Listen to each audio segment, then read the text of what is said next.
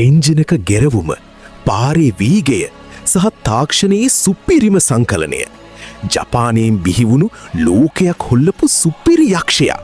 අපි අද යකඩ හීන පස්සේ යන ලංකාවේ හැමෝම වෙනුවෙන් වෙන්වුණු ඔටෝ මාස්ටර් පේජ් එකකින් කතා කරන්න හදන්නේ Nissan GT-R සුපර් කාර් එක ගැන.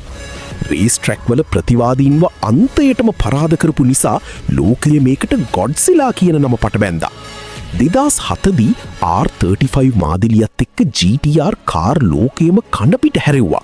ඊ මිලාදික ෆෙරාරි, ලැම්බෝගිනි වලටත් වඩා අඩු මිලකට ඊට වඩා වැඩි පර්ෆෝමන්ස් එකක් දීලා. ඒක සැබෑම සුපර් කාර් කිලර් කෙනෙක්. මේ ගොඩ්සිලාගේ හදවත තමයි අශ්ව බල 600කට වඩා දෙන 3.8 ලීටර්ස් ට්වින් ටර්බෝ V6 එන්ජිම. මේ හැම එන්ජිමක්ම ටකුමි කියන විශේෂ ඉංජිනේරුවන් විසින් සම්පූර්ණයෙන්ම අතින් තමයි ඒක ලස් කරන්නේ.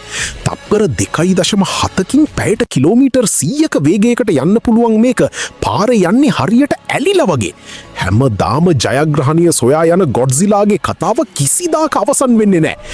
වීඩියෝ එක ෂෙයා කරලා තවත් මේ වගේ ගැම්මක් දෙන වාහන ගැන බලන්න අපිව ෆලෝ කරන්න.